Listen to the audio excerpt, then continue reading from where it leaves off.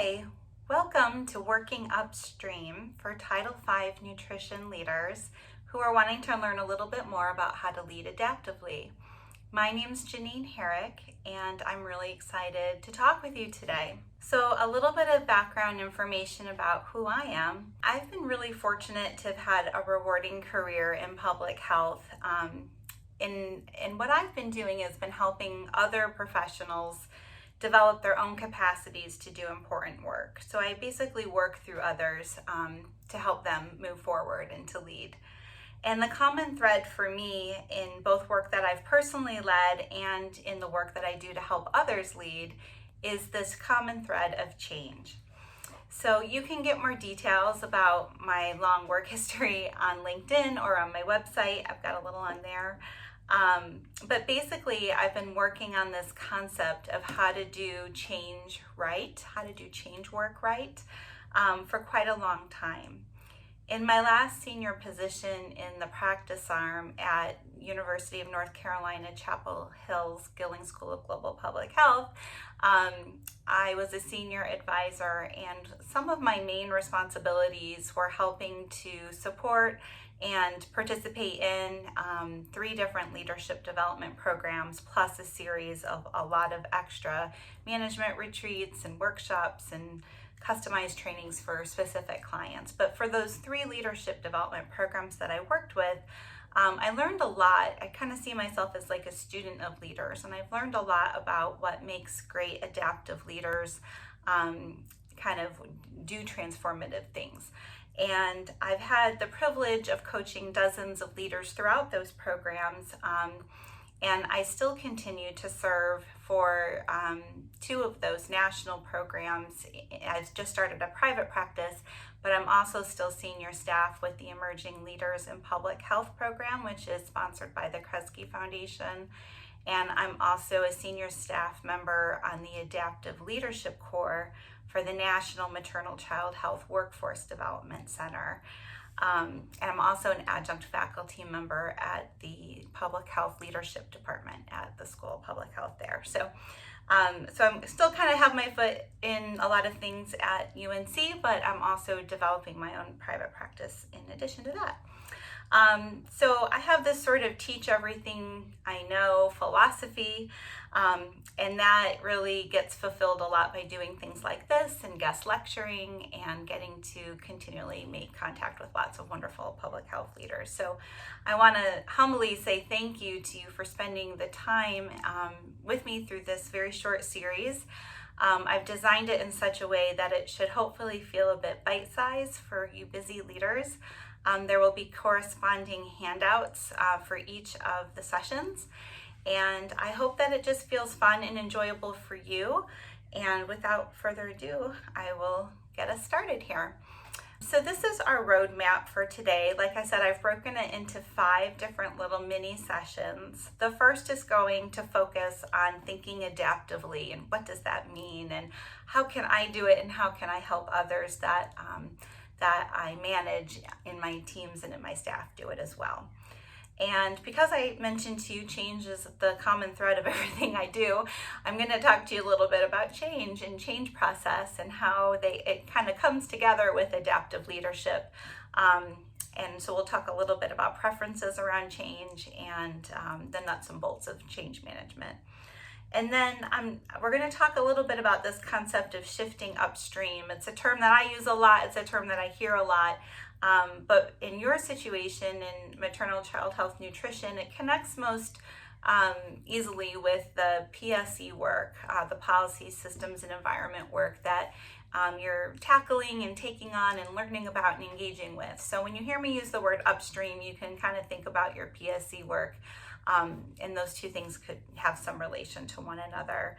So I'm not here to kind of convince you of the importance of working upstream. I'm making an assumption that you already have sort of an interest in exploring that kind of work, or many of you already are doing some of that work, and this will just build from that.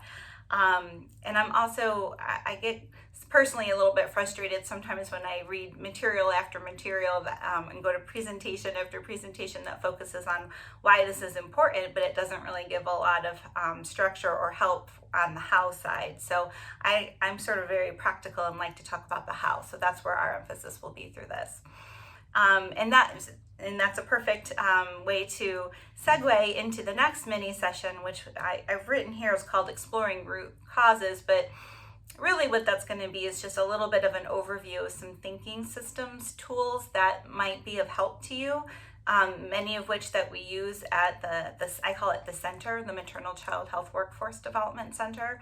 And so I'm going to give you a little bit of an overview of those, and at the end of all our sessions I give you a link so that you can watch additional videos and learn more information for the ones that have piqued your interest.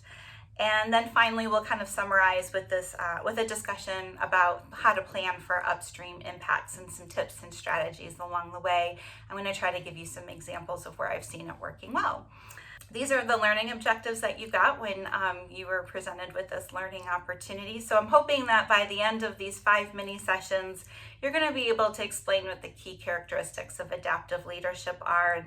And I'm hoping that you'll come away and be able to explain one central way that you can approach a complex change in your own work using an adaptive mindset. And maybe it's something that you're right now focusing on in a technical way and you want to kind of stretch it out to an adaptive way, something like that. So I'll be excited if you can come away and be able to do that. I think you will be able to. And then secondly, I'm hoping that you'll be able to kind of just explain that there's different preferences around change and list one way that you can apply an assets-based approach to your own work. Those two things aren't necessarily connected, but I want you to be able to do both. And I'm going to explain both of them when we talk about change. And then I'm hoping that out of the list of systems thinking tools that I'll give you an overview of, you will find at least one that you think will be helpful to you in your nutrition work.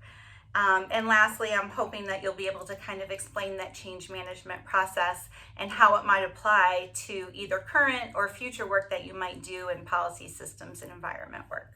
And I always like to acknowledge the big thinkers, the mentors, the helpers that have helped me along my way and whose material that I've either borrowed or have adapted or was inspired by in creating this set of mini sessions for you. So the first one is Dr. Vaughn Upshaw. I have worked with Vaughn for quite some time. She does a lot of things in leadership development and public health, and she's really great at cross-sector work. And she has done a great job of showing me both how to do change management work in practice and how to help organizations shift to a more upstream focus. So I'd like to say thank you to her. Dr. Steve Orton is the lead on the Adaptive Leadership Core, and he also works in the National Program Office with me. So in both my national programs, I work closely with him. And Steve is a change management guru, and he is a wonderful mentor in just adaptive leadership in general. And so particularly the section we do today around strategic questions comes from Steve, as does several other content areas. And then I have a wonderful colleague, Christina Welter, who is at the University of Chicago. Christina and I have done a lot of transformative work together with leaders who are trying to transform their organizations, and I've learned a lot from her. And I'd like to say thanks to her for her wonderful ways of explaining adaptive change, adaptive mindset in the change process. And then I listed my wonderful colleague, Amy Mullenix here. She's the senior collaborator for the center, the Maternal Child Health Center. And she has been very supportive of me developing these materials. Within that center, I also will be showing a little bit of work from our evidence-based decision-making core that our wonderful lead there, Dr. Oscar Fleming, has put together. And in the section around systems thinking tools, I'm not a systems thinking expert, I'm just someone who borrows from it a lot, and I'm really interested in it. But the wonderful faculty who's put together a lot of those easy to use resources is Dr. Kristen Hasmiller-Litch. And both Dr. Fleming and Dr. Hasmiller-Litch work for the center with Amy Mullenix. So I couldn't fit everybody on the slide, but I wanted to give them some notable mentions as well. And so that's it for that. We'll be moving on to the next session in just a moment.